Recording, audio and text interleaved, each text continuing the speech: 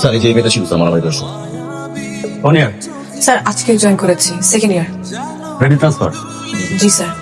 জয়িতা, তোমার সম্পর্কে শুনেছি, ইমপ্রেসিভ। আচ্ছা বলো তো, ওখানে কারা কারা মারামারি করছিল? স্যার আমি? হ্যাঁ তুমি বলো না, তুমি তো ছিল ওইখানে, বলো। স্যার কেউ মারামারি করছিল না। তুমি তো নতুন এসে মিথ্যা বলা শুরু করে দিয়েছে। স্যার আমি বলি, ওইখানে কেউই মারামারি করছিল না, একজন মারছিল আর সবাই মার খাচ্ছিল। কে মারছিল? কে মারছিল বলো, কে মারছিল? স্যার উনি। কি হয়েছে?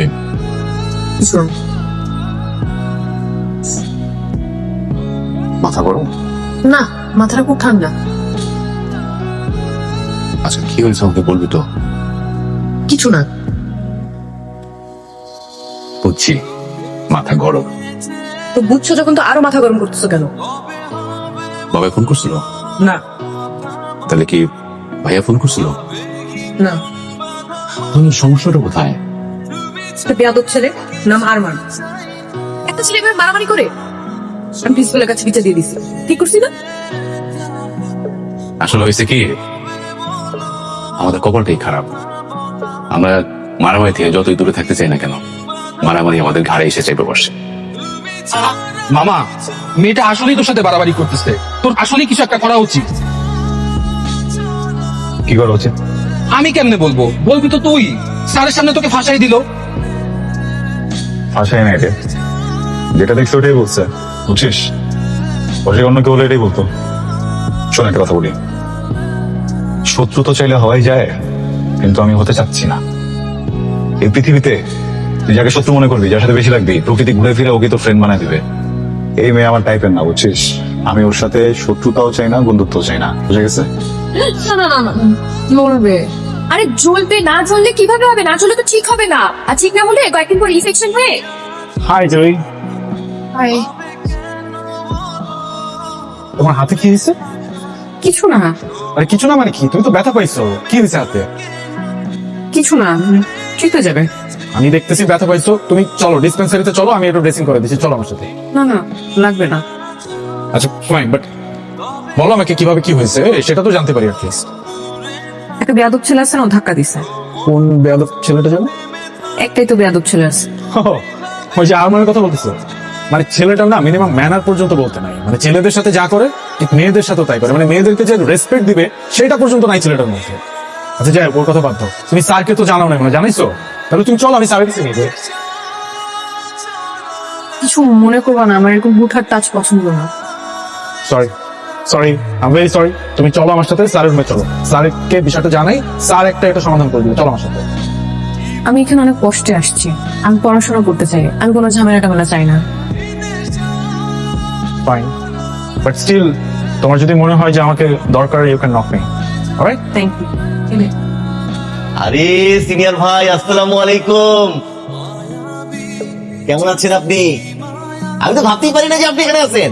আমি ভাবছি আপনি লজ্জা পেয়ে রিটেক টিটেক নিয়ে গ্রাজুয়েশন কমপ্লিট করে ভার্সিটি ছেড়ে দিচ্ছেন, কিন্তু আপনি তো যাবেন না, কারণ আপনি তো বেহায়া।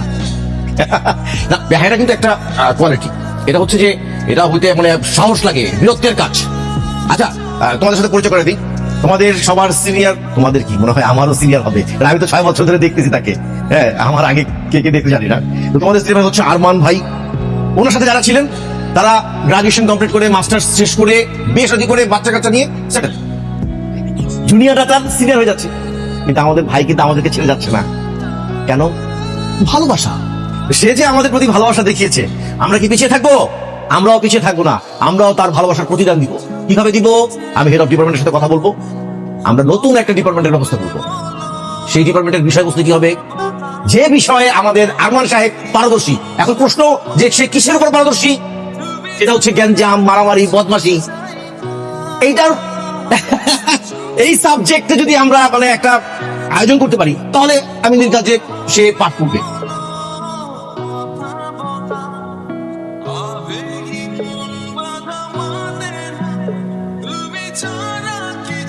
আরমান,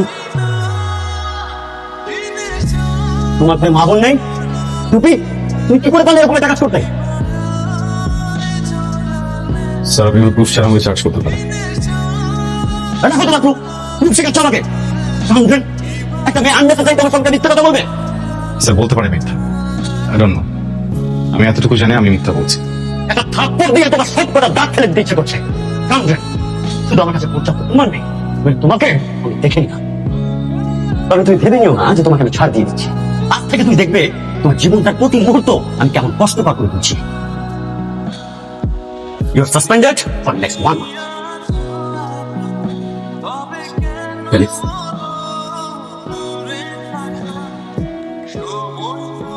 আর মাত্র প্রবলেম কি? শুরু থেকে পিছিয়ে রেখেছো আমার। আজকে যেটা করছো এটার জন্য কখনো মাফ করবো না। খুব সাবধানে থেকো, যে কোনো সময় উল্টা পাল্টা যে কোনো কিছু। ও তোমাকে কি বলে গেল?